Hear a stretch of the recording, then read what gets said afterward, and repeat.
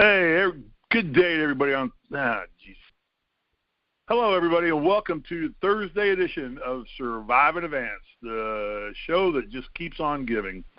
Today, once again, we still cannot find Mike Goodpaster. We still think he's lost on a hiking trail somewhere in Hawaii. We have helicopters out looking for him, but he thinks every helicopter just contains another conspiracy theory, so he's probably hiding from them. We don't know when we'll get him back. But I think whatever assignment we sent him on is over with, and he's just out there lost in the wilderness as usual. So once again, for the week, we have our co-host of the week, Cole Hanna, beat reporter for us for the NBA, beat reporter for Indiana University basketball, soon to be for Indiana University football, an all-around good egg, a college student at Indiana University, which means he does nothing but party. Did you know, Cole, that IU was always consistently in Playboy's top 10 party schools? Listed annually by their list. Actually, one year they came out and put an asterisk by Indiana and said, sorry, we don't rate professionals with amateurs. And they actually wouldn't even rate IU that year. Yeah, I've noticed it. I mean, hey, yeah. It's believable. There's a lot of fun parties down there. It's a big part of the campus. It's a big part of the appeal, so it's fun time. Here's what I remember about my freshman year at IU. I lived in the Nut House, McNutt. McNutt, yeah. We lived in the Nut House. And the two things I really took from my freshman year at college was I never went to class, which means I started my college career off academically in trouble. And there's three things actually. I remember that I could walk to class every day the same way, and I always saw a girl prettier than the one I saw the day before. That was number one. Yep. That was number one. Number two was, on any given night, I could go to any party I wanted to. That was part of being an IU basketball player. You were always welcome at all the parties, frat parties, sorority parties, private parties, whatever. If you were an IU hooper in that day and age, you were more than welcome. And I can tell you that on any given night, I could always go up to a party better than the one I attended the night before. Yeah, they just keep outdoing themselves, right? I mean, yeah, it's become it's amazing, Yeah, no, it's become there's all those different party weeks they have. Homecoming's obviously a big one. Little Five is arguably but they shut a lot of that down, haven't they? I mean, Fee Lane and Jordan used to actually be cordoned off, and you couldn't drive on them. Yeah, there's a lot walking. I haven't really been up by, just because where I live is off by kind of Kirkwood, so I mostly stay around there. In the granola section, you're down in the granola area. What is the granola? It's down by Dunn Meadow. Down there, you're down there then, right? Yeah. So down by Kirkwood, so you go to all the granola bars and hang out with the hippies and the earth people that sit in the park and want to save the world. I don't know about that one. I don't think we go. Yeah. Let's not go too far with it, but Hey, all I know is the freshman year I somehow cordoned a blue parking, an A parking sticker. How did you manage that? I don't know. I don't know how I did it. And I didn't do it to the basketball team. But I had and that pissed a lot of professors and teachers off, because I would be parking at the what is now the Kelly School of Business right there on what is it? It's not 17th Street, is it? No. What street's the Kelly School of Business on? The 10th Street? Yeah. I don't know. 10th Street is 10th Street? I don't know. But I used to just pull into the blue lot and park, and there would be professors coming out just shaking their heads. But I just went in the bursar's office, and I found the right person, and she just got me one. And, I mean, I kept it for 4 years, so I had a blue lot. It was always fun to be able to drive right down to Ballantyne Hall and right through everybody walking and say, get out of my way, I'm driving to campus here. But it did not come through the basketball office. That was not I think if Knight ever found out that I had that, I probably would have got my ass chewed royally. That had something to do with your poor start academically, or teachers like? It probably curated that to a greater degree, yeah, because I'm thinking, what the hell, I just go to class right at, for 11:15 start, because classes ran 45 minutes there. You had 15 minutes to get to your next class, which they claimed you could make it to any classroom on campus within 15 minutes. Bull hockey. Which, yeah, it's absolutely, it's bullshit. It's exactly what it is. Do you realize how many people I had to talk to along the way? Hey, how's Isaiah doing? Hey, are you guys going to win tonight? I got to get to class. And I'm chasing this good-looking chick right in front of me, trying to see what sorority she's a part of. Yeah. And then the third thing, obviously, was by living in the Nut House.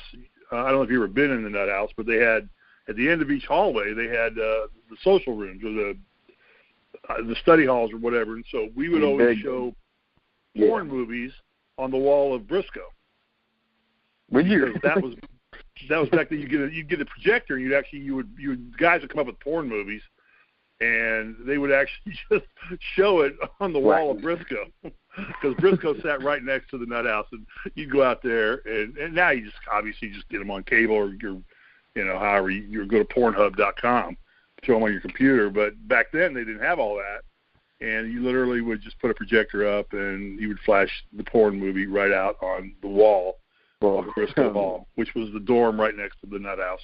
Yeah. So isn't that a wonderful scenario? I don't know how much of that still exists in college life today. I lived in Foster, which is just right across the street from McNutt. From Nut House, from the Nut House, yeah. Yeah, so unfortunately never noticed any of that happening over there, but so maybe we've gone downhill a little bit since then, Back when I was in college, I think Foster was an all-chick place. No, it wasn't Foster. What was the other one that was an all-chick place on 17th Street? Forest? Forest. Forest was... It's not now. Forest isn't now. It could. Yeah, well, it used to be. Yeah. My girlfriend lived in Forest, and I had to be escorted up and down every time I wanted to go there. So, needless to say, we didn't spend a lot of time in Forest. I had my own dorm room. I had my own dorm room, and you could be a little more weird there. So it'd be it. All right. Yesterday was the big day. The NBA, we talked about the Supermax contracts the day before. Part 2 now is the draft coming up, and players that declared eligibility and players that decided to go back to college. Without taking all day to do this, you want to run down the list. I think you probably have the same Sports Illustrated list I have up. But to start with Duke, did you start with Duke? Well, mine goes in order of just, I guess, the date or the time it was announced. You've got the other one. Yeah, there's actually a better one that's actually just got it by school. I looked at the one by timing, too, but there's actually a better list on there. But I thought we'd just run down the top schools, kind of take a look at the top 20 teams we perceive, how bad they got hurt, how well they survived, and what the prospects are in this part of it. Of just keeping players that came back. The title on this one is 2019 NBA Draft Entry Tracker, who's returning to school and who's leaving. I saw both lists, but the one just had it broken down better by school. I can pull up. What website is yours through? Is it NBC? Sports Illustrated, SI.com.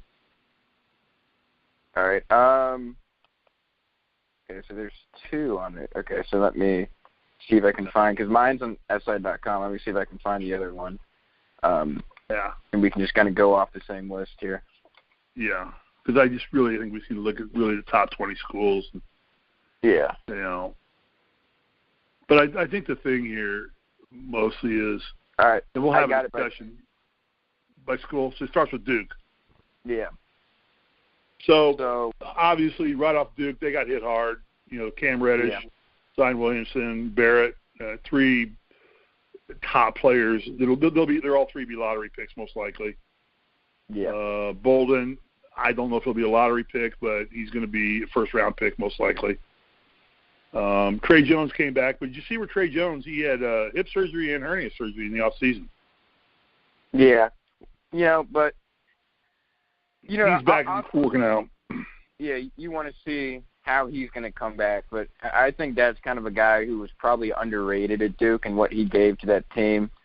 He was kind of everybody else on the team. The statistics weren't as strong, statistically he wasn't as strong, but he kind of helped to facilitate all of that. I mean, because anytime you get guys like Zion, Barrett, and Reddish, I mean, guys are probably going to be 3 of the top 5 picks, according to most people. It's not easy for all that to blend together, but when you get a guy like Trey Jones who kind of defers and, just focuses on the defensive end and stuff, it makes it easier for those 3 guys to work together. I think he's definitely capable of stepping up and shouldering a bigger load. And next year he'll probably be relied upon to do that. But, it's Duke, and Duke's kind of taken that Kentucky model. They just reload year after year after year with top talent. So, yeah, that's what I was going to say. I don't know if Krzyzewski's going to know what to do by having a top-tier player actually for 2 years. Yeah. He's got so. What the hell do I do with this kid now? I mean, I'm used to playing freshman. How do I coach a sophomore? Completely different experience. Yeah, but it's great for a guy like Krzyzewski when you can get a Trey Jones to come back to your program and build freshmen around that. You do have some been there, done that mentality already on the court, and not have to build it all through to Zion Williamson, Barrett, and Reddish. So I think it was a good thing that Trey Jones came back. I think it was a good thing for him. He has an opportunity now to step up his statistics and show the NBA that we both think he's a quality player. We just both agree that he was just overshadowed by 3 better players who are all, like you said, going to be 3 of the top 5 picks in the draft, most likely. Yeah. And so this is a good move for Trey Jones to come back and prove his statistical worth to the NBA. And I think that, he'll be an opportunity for a high draft pick next year and go next year. Michigan State, the team that a lot of people are preseason picking to be number 1 next year. Nick Ward left. I think that was expected. But they got Cassius Winston to stay, and that's a big move. Don't you agree? Yeah, well, it's definitely Cassius Winston's a big guy to get back. Xavier Tillman comes back, who I know obviously losing Nick Ward is a big blow, but they kind of, it's softened by the return of Xavier Tillman, who gave them some big minutes down low. Obviously Nick Ward missed a lot of time last season. Xavier Tillman kind of stepped in, and, they didn't miss much of a beat at all with what they were able to do with Xavier Tillman in there. Obviously, Tom Izzo is one of the greatest coaches we've had in college basketball history. Probably Michigan State's consistently up there in the discussion for, preseason top 10 or whatever. Obviously, like you said, people are putting them as high as number 1 this year. Cassius Winston, probably the best player in the Big Ten, I would say. At least definitely now with, all the other candidates are pretty much either, declaring for the NBA draft. So Cassius Winston is probably your preseason favorite for Big Ten Player of the Year. They get Xavier Tillman back. Obviously, you lose Nick Ward. The big guy that for Michigan State that I think people kind of forgot about just because he missed so much of last year is they get Joshua Langford. He's going to come back. So, they have a lot of talent in that team. I think that's very clearly your Big Ten preseason favorite. Yeah, I think them and Duke are probably overall the 2 favorites early in the process. Yeah. Again, the preseason stuff doesn't mean anything to me. There's only one number 1 team. That's who wins the tournament at the end of the year, to me. Yeah. They're the number 1 team. North Carolina, they lost Kobe White and Nassir Little. Those were the only 2 people really they had on the board, I think, that were really NBA worthy you get a look, weren't they? Yeah. It's not surprising. There's no one really to talk about as someone coming back to school for them. I think everyone expected Little and White to both go to the NBA. They'll both be first-round draft picks in all likelihood. North Carolina's obviously going to take a hit. Kobe White was, pretty explosive as a freshman. I think North Carolina will be fine in the long run. I think they still have enough talent there. Obviously, losing a guy like Kobe White hurts, and trying to replace what he gave them last year is going to be tough to do, and they'll probably have to do that by committee rather than one guy just stepping up and giving them everything White did. But not really surprising in either case for North Carolina. Yeah, how safe is Roy Williams at North Carolina? Is he in any danger at all, or you think he's just fine? I don't. Definitely not any imminent danger. Obviously, they had a solid year last year. It wasn't. But you've got like Duke. You got now Virginia's in the fold big time. You got other ACC schools that are almost like passing North Carolina. And North Carolina almost relegates itself now to having big wins rather than having big seasons. Yeah. You know what I'm saying? I mean, when I think of North Carolina, they beat Duke or they beat somebody, but then they go back to being fourth or fifth in the ACC. And I give the ACC credit for being a very balanced conference. But historically, North Carolina, it always dominated with Duke to win that conference. And lately, of the last 4 or 5 years, North Carolina, like I said, I think in North Carolina and the big wins they've had, not necessarily the big seasons that they've had. Well, I mean, you got to remember they did just win a championship 3 years ago. Obviously the last couple of years have probably been disappointments as far as what they've done in the tournament. Obviously they go 16-2 in the ACC this past season. You would like to go farther than just the Sweet 16 when you have a year like that. And then the year before that they're bounced in the round of 32, the second round of the tournament. So obviously those are disappointing results, but just a few short years ago they were the national champions. But really before that, they've had that couple of years. I believe even the year before that they were the runner-up. But then outside of that, they've really, for the past 7-8 years, they've really struggled to get past the Sweet 16. I think most of their appearances in the tournament have ended actually even before the Sweet 16, the round of 32. But hey, the tournament's hard, man. It's hard to win in that consistently. I thought it was pretty easy. You did. You did. We had the largest average winning margin. We held that for a lot of time. I think we averaged like 18 winning games by 18 points a game. So I don't know what you guys are all crying about. Well, I guess not everyone has a Steve Risley on their team. It's not as easy. No, it wasn't Steve Risley. Trust me, it was Isaiah Thomas and Landon Turner and Ray Tolbert. I was trying to throw you a bone there. There's no bones. I got the grizzle and fat off the bone. That was about it for me. But it brings up my first example of players, and North Carolina's Nassir Little. He declares as a freshman. He declares for the draft. Is this the best move for a kid like this? And there's a lot of Nassir Littles peppered throughout this entire draft. And it's every year. It's not just this year. Kids who, after 1 year, they don't really statistically produce a lot. They don't really show a lot. They've got promise. But for a kid like Nassir Little, who went ahead and declared, does he have a real opportunity? I mean, the NBA takes, 20 to 25 rookies every year, maybe one per team, and those were generally the first-round picks? Yeah, well, I think so. I think the information he's getting here is that he's going to be a first-round pick. That's what it's looking like, which is a guaranteed contract. I'm never going to, in my opinion, is he ready for the NBA? No, probably not. Is he going to step in and be a big contributor? No, he wasn't a huge statistical contributor at North Carolina this past season. Yeah. I don't even believe he averaged double figures for them. No, I didn't. But I think what it shows more than anything is the difference between, what a kid does in college and what he is expected to do in the NBA. And the NBA draft is not drafting based off what did you do in college. Like that's not what they're looking at. They're not looking at what caliber of player were you in college. It's what can we turn you into in the NBA. What's the potential of this player?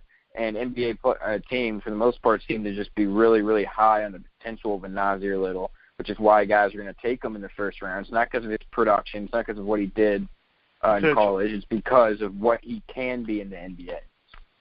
Right. So this is kind of like a big risk for Little because, I mean, if he gets cut in the NBA, his options are G League or Europe pretty much, or one of these lesser grassroots leagues like the TBL that floats around now, the basketball league, which is kind of like minor league basketball. But for the NBA, it's a windfall. They take a kid like Little who says, we'll sink $1 million a year into it for 3 years. I mean, he's going to get a minimum contract. He's not going to get big money, maybe $3 to $5 to $6 million over 3 years. Probably what he's going to get, none of it guaranteed. So he's going to have to make the team. And it's really, that's a no-brainer because they're probably playing some veteran to sit on the bench at the end of the bench. And, there's veterans minimums that they've got to pay. So they're getting a Nassir Little for less money, most likely. They're going to check his potential, see if the kid can develop. So it almost seems like this is a situation where it's a better deal for the NBA than probably is for Little. Yeah, we'll take a shot at him. He's got the body. Well, he doesn't have the production yet, but we think we can get it out of him. We've looked at him. And it's really not that big of a loss to us to sink $3 or $4 million into him, none of it guaranteed over the period of time, and say, let's give it a shot. Well, the big thing to keep in mind is it is guaranteed money for, I believe, the first 2 years. So he'll get paid either the $1 or $2 million, even if he gets. Is that standard now? Just for the first round pick. So if you're a first round pick, you get guaranteed. The second round pick, you get 2 years guaranteed money. Okay. Yeah, and then I believe team options in year 3 or 4 of the deal is pretty standard. So after that first 2 years, then teams can start cutting you with no financial penalty. So I think that's probably why Little's going to go. It's a risk. Yeah, he is he probably NBA ready? No, but he's going to get, I can't fault a guy for having millions on the table that are guaranteed money right here, millions, and, choosing to go. There's always the possibility of tearing up a knee, busting something up, or, injury. Look at Greg Oden.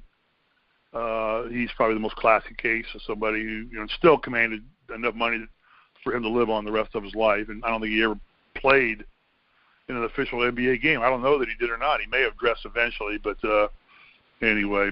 So, and the mentality was different. We were more 4-year players in college when I was there. I mean, we wanted to play at our university and everything, and obviously there was no money that was available to guys like us. I mean, I never had the opportunity to declare for a draft and go get tested and see where I needed to work on my game. Those opportunities never presented themselves to us. So, but he's going, so we'll see. I mean, he's got to make a squad. So he's got to rely on the fact that his talents are there, showing better than his statistics show. So, Kentucky next. P.J. Washington, Tyler Hero, and Keldon Johnson all are gone. But, I mean, Ashton Hagans came back, Nick Richards, and E.J. Montgomery. They're so used to this. This is nothing big for Kentucky, right? Yeah, no, I mean, Kentucky is used to I mean, that's pretty much, I mentioned it earlier with Duke kind of taking the Kentucky model, and it was started by the Kentucky model, right? I mean, they take some of the top recruits in the nation, and they just reload year after year after year.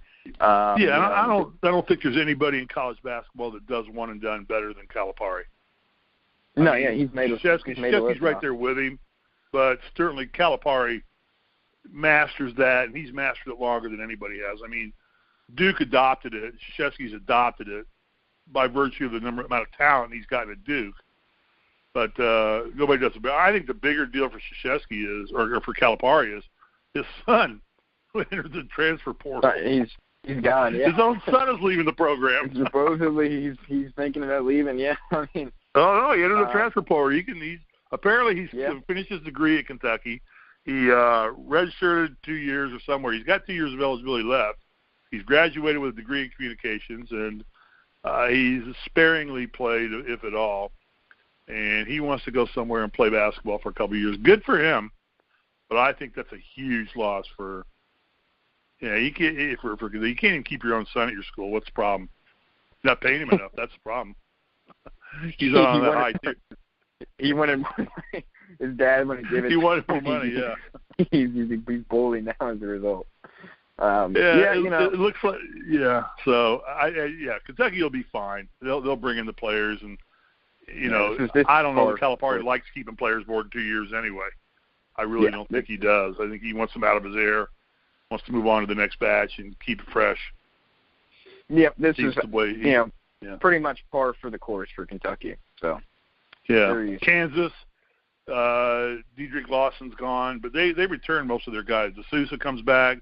Dotson. Interesting. Quentin Grimes comes back, but he immediately enters the transfer portal. So he's coming back from the NBA, but he says, I'm not staying in Kentucky or Kansas. What's that all about? Yeah, I don't know. It's an interesting move. I mean, he had a solid year for Kansas. I believe he started pretty much every game for them. You wonder, was it he not satisfied with his role? Because I believe he'll have to sit out a year, correct? Or are they going to let him? I think he has to sit out a year. Yeah, he's not graduated or anything like that, or redshirt. So I believe he has to sit out a year. So don't know about that. Yeah, that's just an odd move. I don't know if he just didn't think Self was going to get the best out of him, if he wasn't satisfied with what role Self envisioned for him moving forward. He wanted to get out of there. Obviously Kansas is one of those schools that's been heavily talked about in this whole call. Well, yeah, I was going to say, I think probably the brown paper bag payment stopped coming because they were scrutiny. So he was not getting the lunch bag on a monthly basis from some unknown courier. Yeah. So I think those went away, and so he's like, screw this. So who wants to live in tornado-ravaged Kansas anyway? Yeah. So, yeah. So. But we'll see where he lands. But Kansas brought back most of their players. Kansas State, Xavier Sneed is coming back. Smart move, I think. Virginia, they lost DeAndre Hunter, Kyle Guy, and Ty Jerome. I think we all expected that. I don't know about these guys. Obviously, Kyle Guy is the most celebrated player in that group. I see why they all went. I think Kyle Guy probably will make a roster. DeAndre Hunter and Ty Jerome, I don't know about. DeAndre Hunter's, that's the guy who's going to get picked the highest out of all. He's going to be a. Is he going to get picked the highest? Yeah, he's going to be a top 10, top 5 pick. Kyle Guy is the one that surprises me a little bit.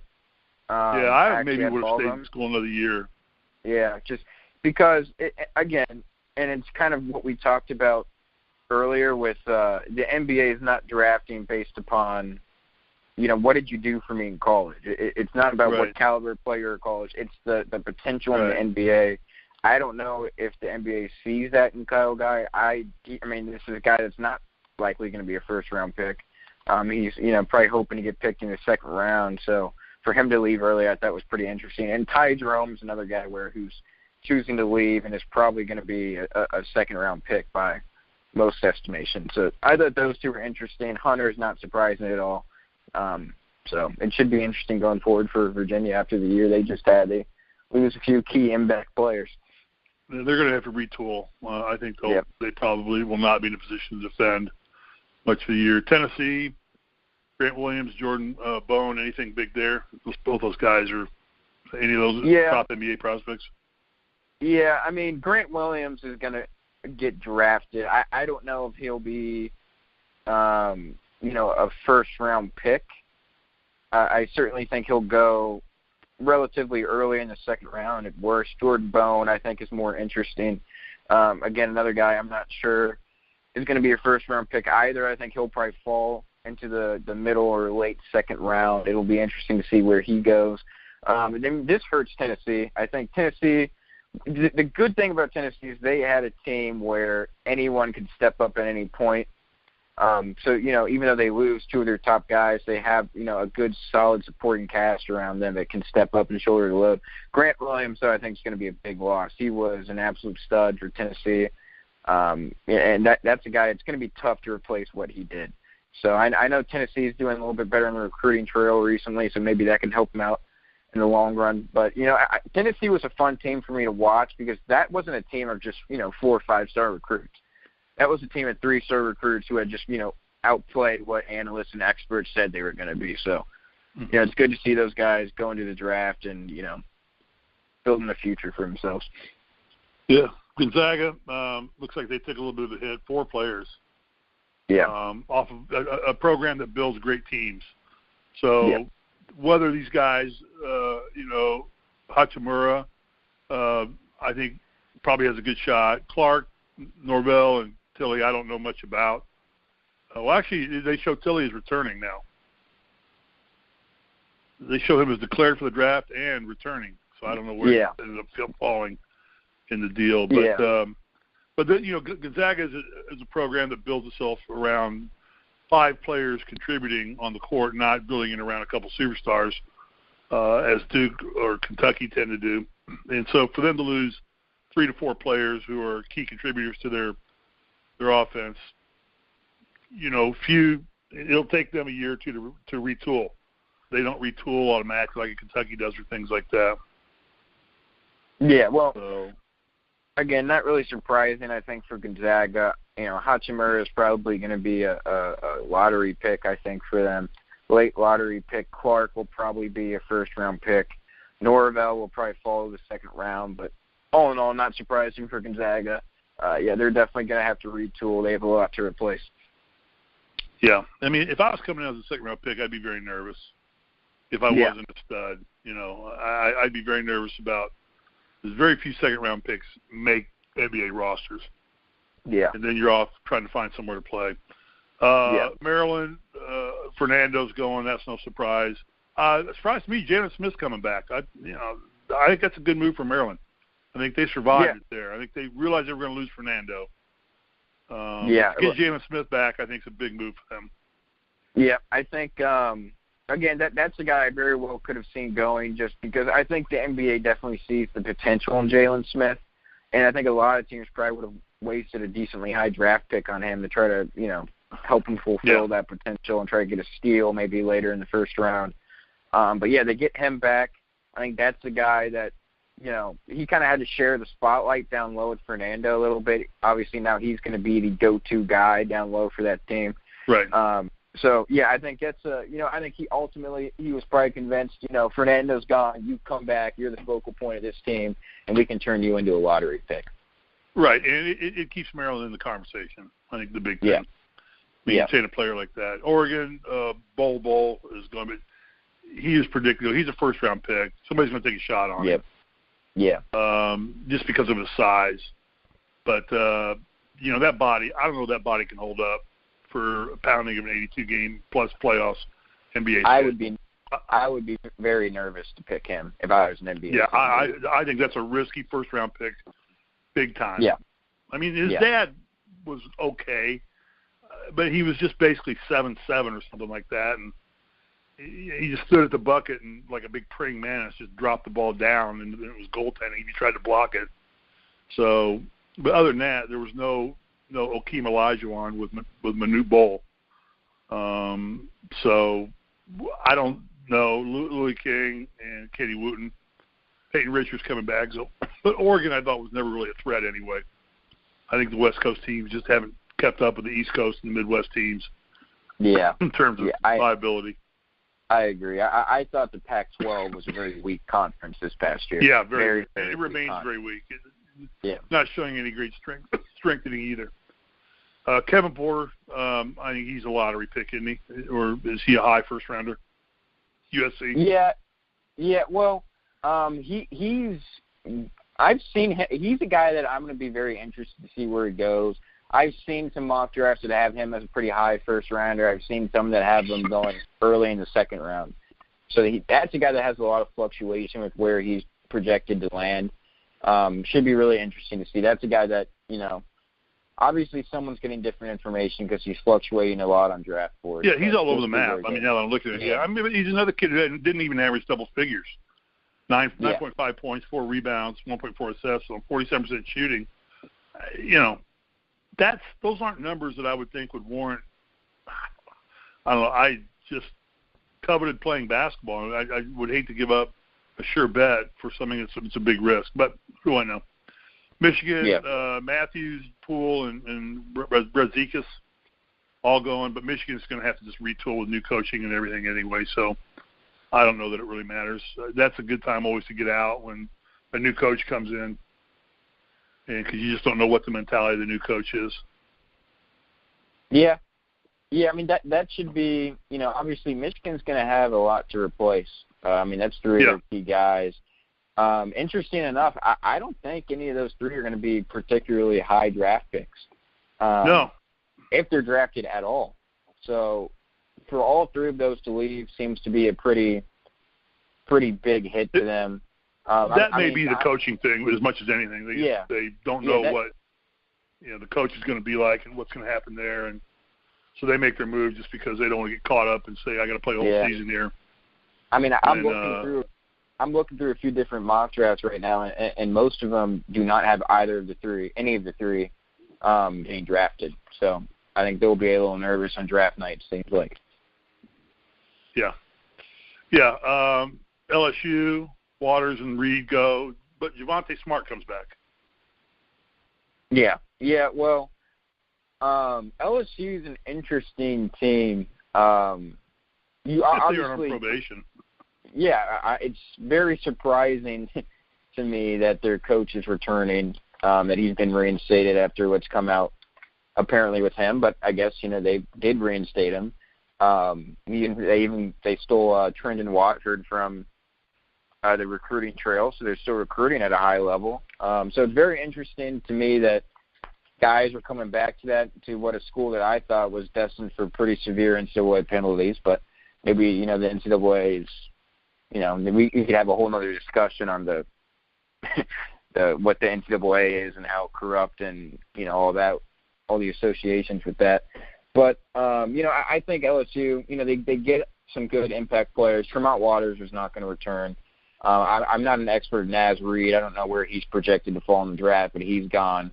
So, I don't think any of that's particularly, surprising. No.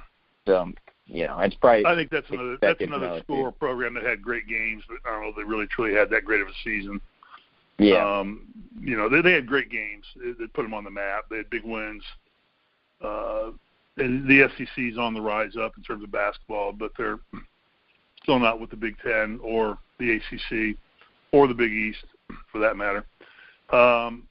Louisville, VJ King goes, Stephen Enoch, and Jordan Noir. Wow, yeah. Yeah. Smith and Jones. What happened to Smith and Jones? Easy last I think they're not affected much by any of this. I don't know that B.J. King was that big of a loss to them. No, and they got him, so. And they got Nwora back, which is the big thing. That was their go-to guy last year, so he's back. So yeah, he's back. So going on down the list, looking at just a few more schools. Purdue lost Carson Edwards. That's a loss for them. Wouldn't you agree? Yeah, I mean Carson. You can just go back. I look at Carson Edwards. I don't know that he's a first-round pick. Is he a first-round pick? No, probably not. I mean, it doesn't seem like I think he's a second-round pick. I look at his style of play, and his size and everything, and I think the kid, he's a big scorer, but scoring in college and scoring in high school or pros are two different things. Well, exactly. And he helped his stock with what he did in the NCAA tournament. I mean, obviously, when you're shooting Steph Curry-like shots, you help your stock out. But you're not going to go from a second-round pick to a first-round pick off a handful of games, right? Teams aren't going to just say, oh, you had this shooting stretch over 2 to 3 games. We're going to draft you in the first round. That's not going to boost his stock that much. A team's going to take a waiver on him. They're going to try him out just because of his shooting ability, his scoring ability overall. But I think there are still some pretty big question marks to his game that's going to stop him from being a first-round pick. And Steve, we watched him a lot watching Big Ten basketball. He had some, and you didn't see it in the NCAA tournament because he was hot, he had some very, very, very bad shooting games.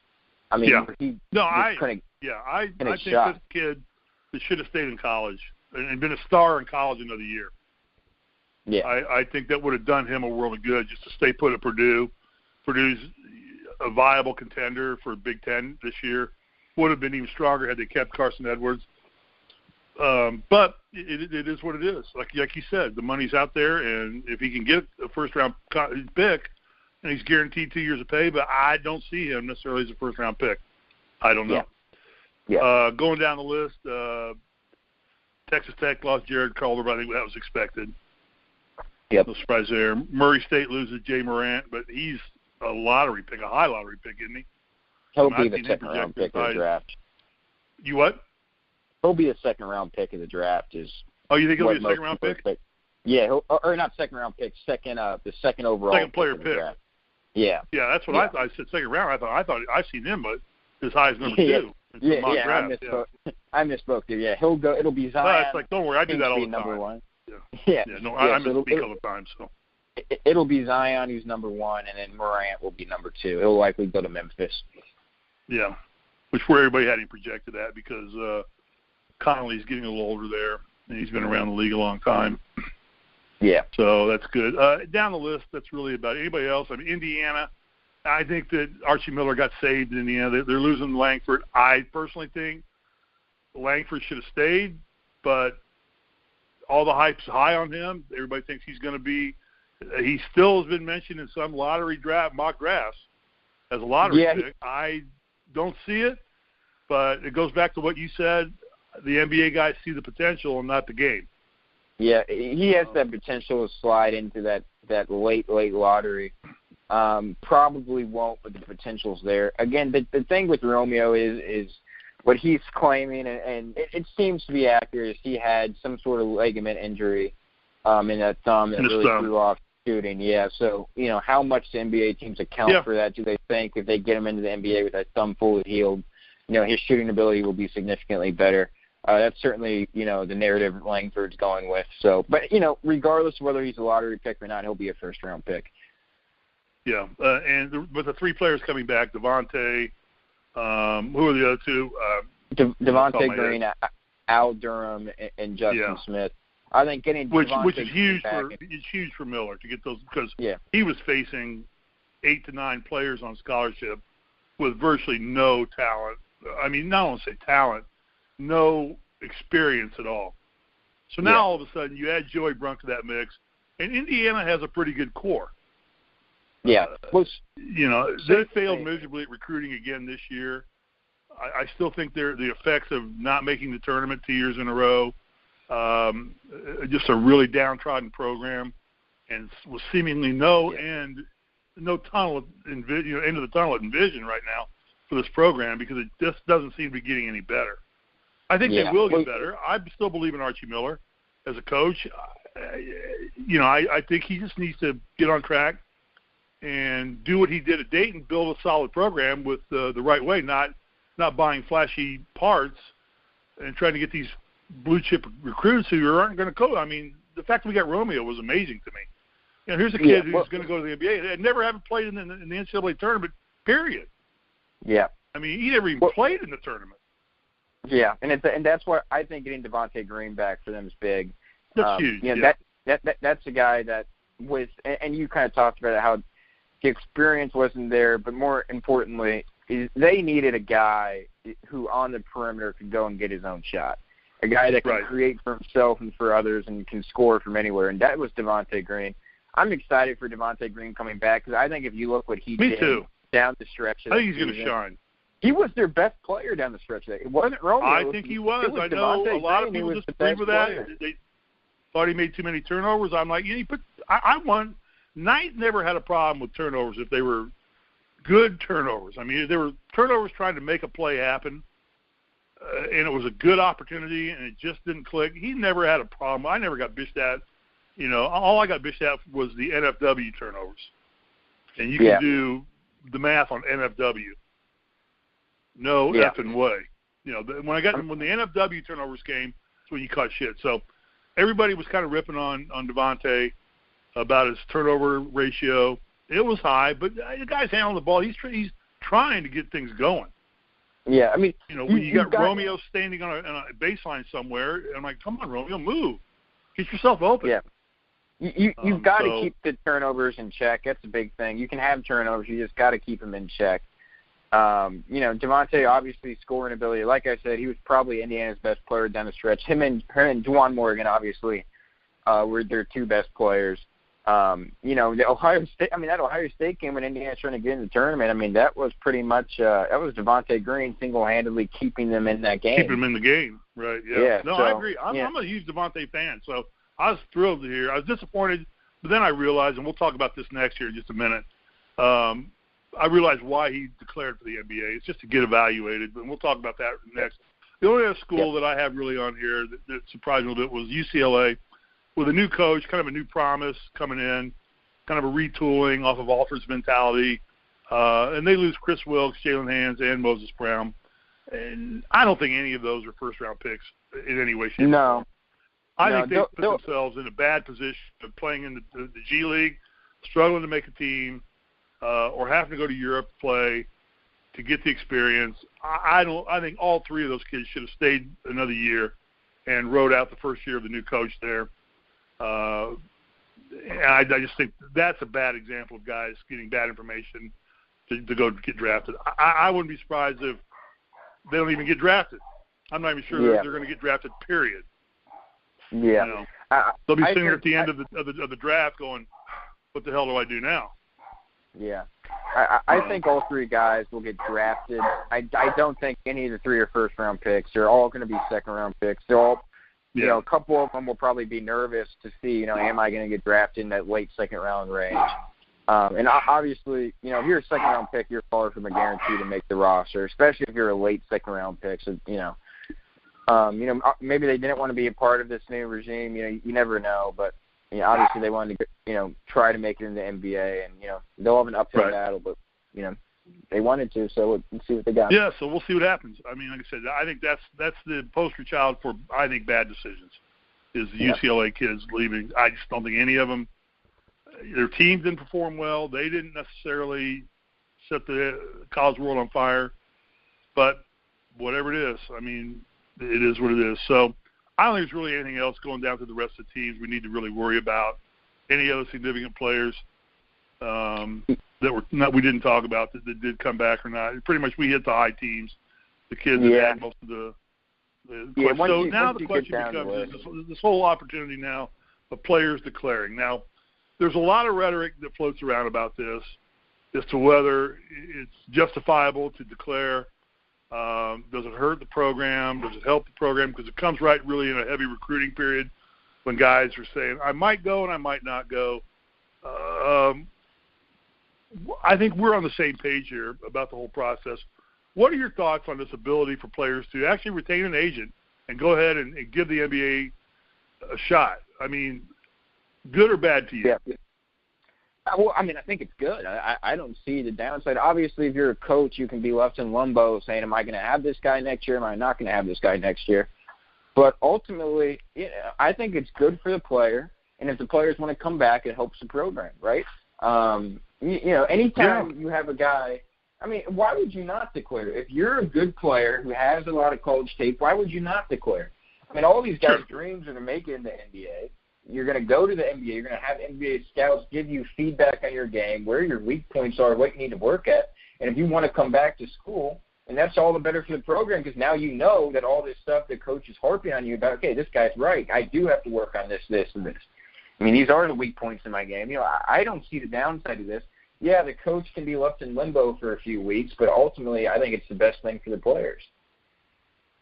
Yeah, I mean, and I go the same boat as what Fred Hoiberg did at Iowa State. You know, he comes in and there's a kid who's taking his finals allegedly. Now, this is a post on either Twitter or in one of those websites that called the kid into his office an hour before the kid was getting ready to take his final for a major class or for a class, tells him you're not going to be needed next year. You're not coming back. I'm letting you go. And that's a great thing to tell a player an hour before he's getting ready to go take a final.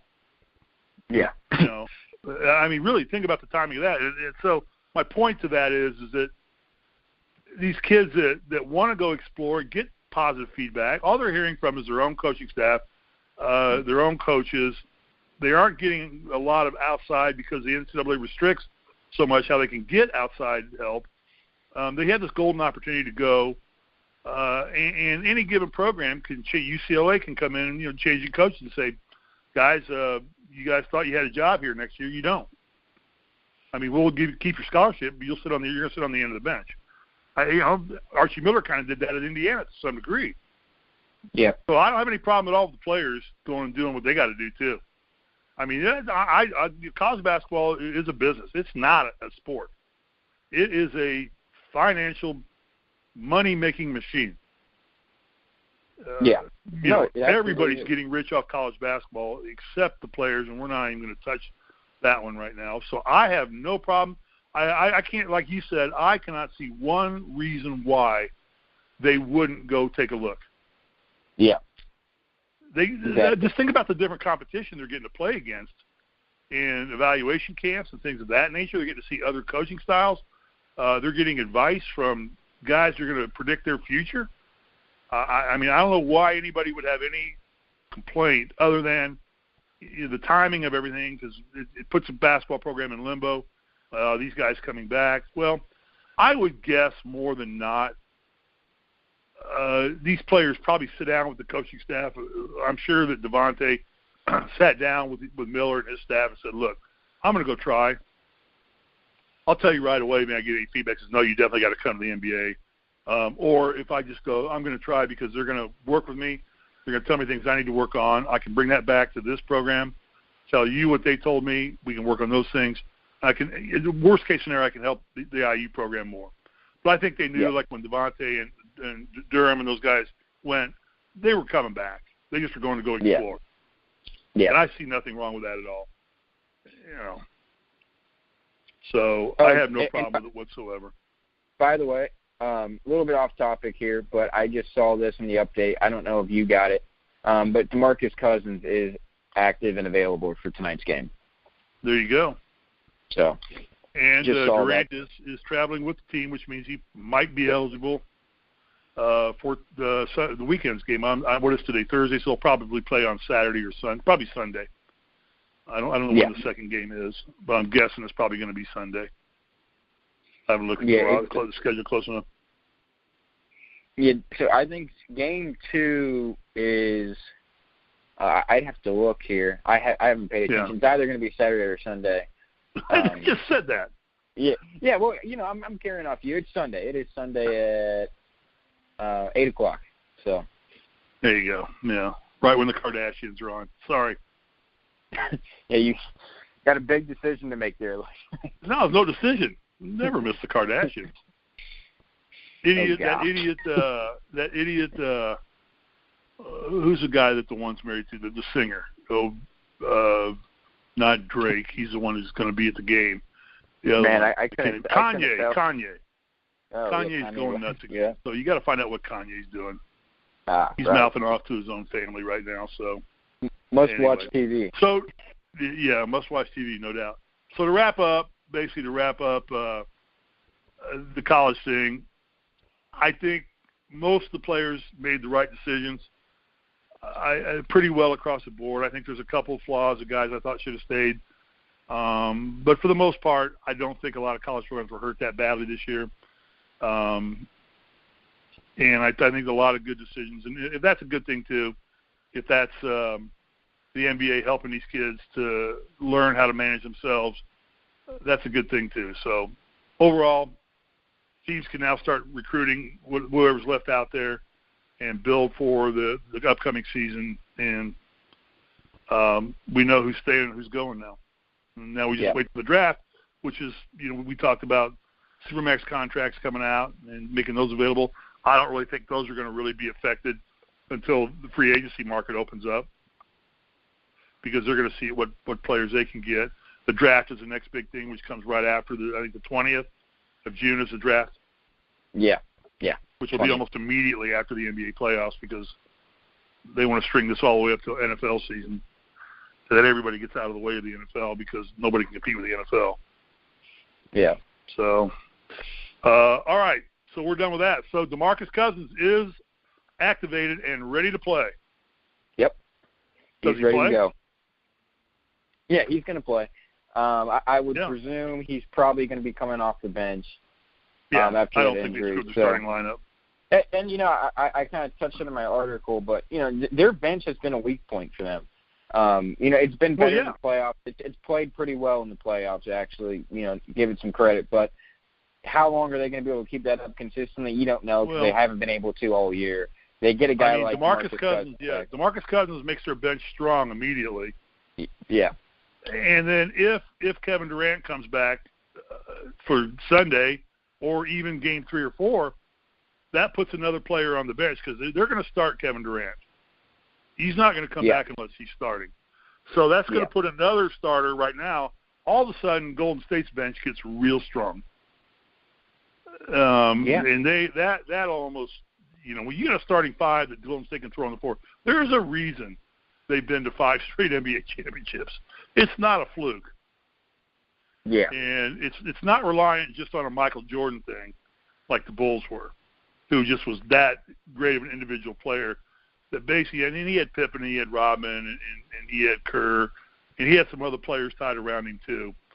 I get that. But Jordan was the lifeblood, the heartbeat of that basketball program in the mid-'90s. I mean, they did what he did. And the Warriors are more of a team, while Curry is their MVP. You got KD, you got Cousins, you got Klay Thompson, you got other players who are equally as good of players as Curry is, and and then when you strengthen that bench up with Cousins and guys like that, they're going to be very tough. So, that being said, let's wrap it up this way. Tonight, who you got? You want me to go first? Yeah, if you want to, go ahead. I've got Golden State making a statement tonight. I'm not sure they come out of Toronto 2-0. I don't think they do. But I think they win tonight. Yeah, well, that's pretty much what I was going to say. I agree. I think Toronto grabs one here. I think Golden State will probably win game one. I think Toronto will grab one of the two. I think Golden State will probably start off strong. I mean, I just think they want to go ahead and make a statement the opening of this series. DeMarcus Cousins is obviously back. He's going to be energetic. He's going to be energized. I just think when Golden State's locked in, I think they're just too much for Toronto to handle. I think they'll be locked in game one to make a statement. I think Toronto will come back, and I think they'll probably get game two. But that's when the series is really going to start. It's going to be, can Toronto steal one in Golden State? That's what the series is going to come down to. If Toronto wants to make this a series, it's going to be, can they steal one in Golden State? I agree with you entirely. They've got to go back to Golden State and get one of the two games there. Or they don't want to lose their home court advantage, because that's a big thing for them, because right now Jurassic Park, their area they've got there, and their fan base is really motivational to that basketball club. Yeah.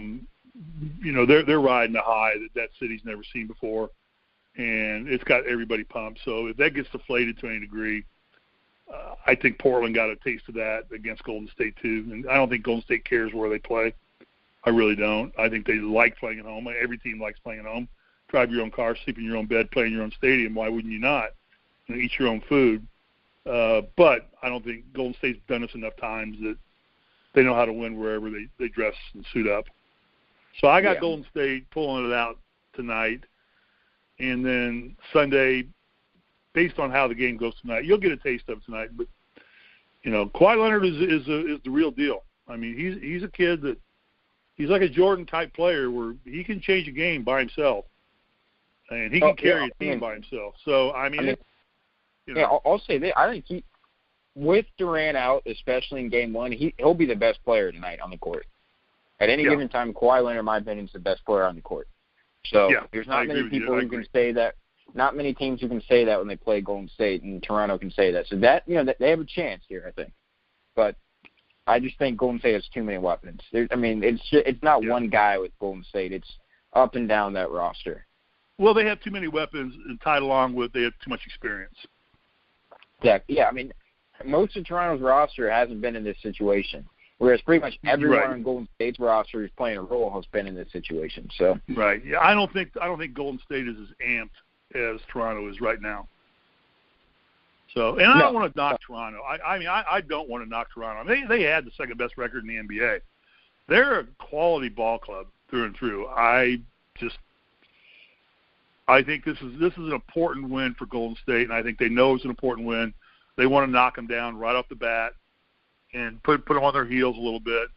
And I think that's what Kerr's talking to his team about more than anything. If we're going to get one of the two here, let's get this one, because that'll make Sunday probably a little. They'll be thinking more about losing than they will be winning, or they'll feel the pressure of having to win. But I think what is it?